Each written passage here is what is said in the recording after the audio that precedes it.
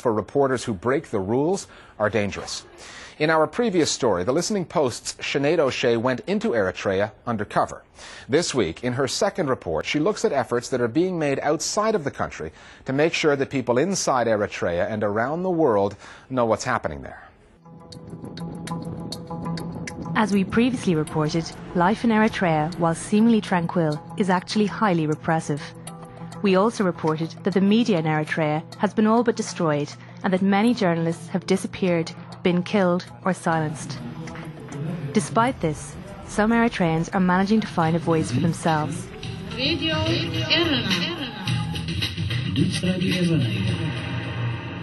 Here in Paris, a radio station, Radio Eritrrea, broadcasts news every day to people in Eritrea.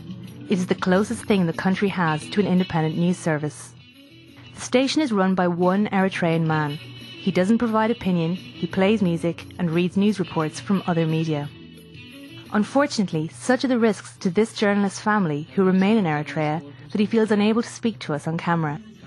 He explains to me later that although the authorities know who he is, it would be seen as pushing it if he was seen talking to foreign media. In a country where independent journalism simply does not exist and any critical voice is crushed, his fears are understandable. Yet it is a situation that the government led by ECS Afewerki and his supporters deny.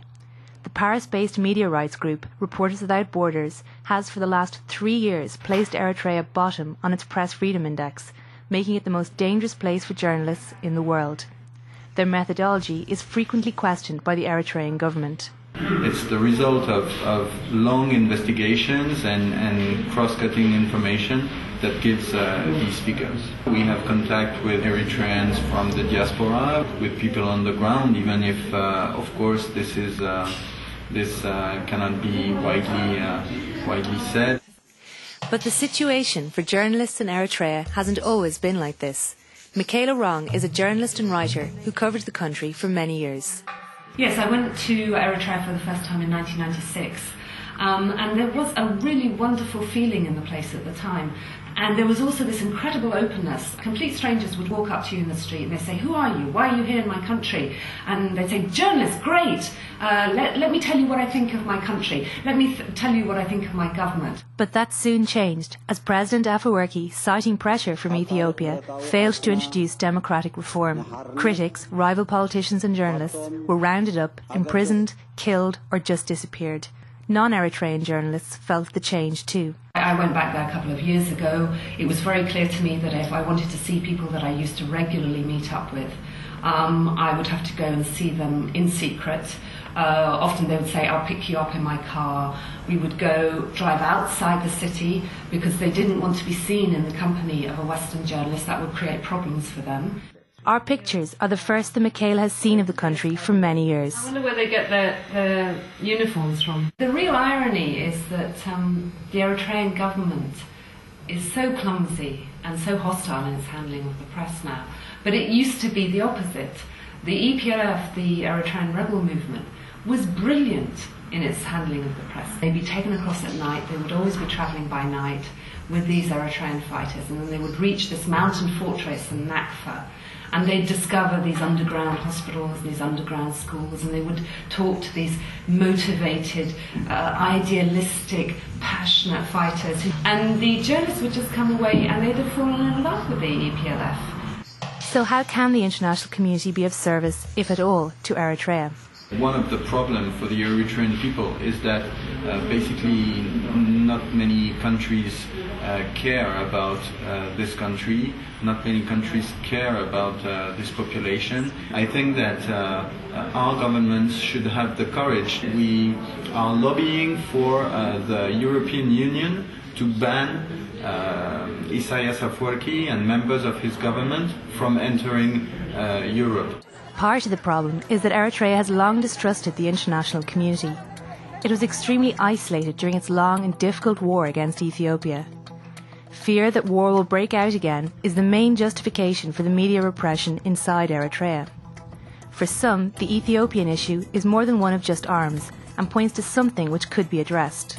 Western media has been very unfair in its treatment of Ethiopia. There's a sort of love affair between the West and Ethiopia. This is a government that heavily distorted the results of the elections, the last elections that rounded up 14,000 people at one stage, and yet they get very soft coverage. Eritrea is now being dismissed and ignored by the international community because it's seen as a pariah state. Silence can have all kinds of consequences, but eventually it will create noise, as the actions of this journalist in Paris shows. His audience is growing, awareness is building.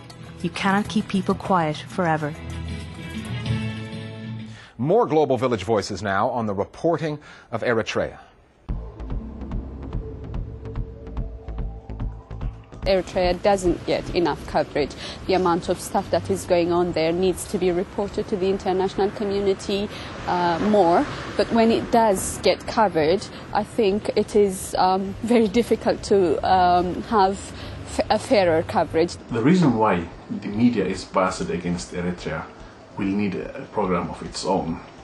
But suffices it to say, the fierce independent stance Eritrean government has taken does not sit very well with the many enemies the Eritrean government has. The relationship between media and government in the UK doesn't compare with the relationship of media and government in Eritrea. It's like comparing apples and pineapples, if you like. Governments everywhere would like to have a bit of control over what the media does and doesn't do.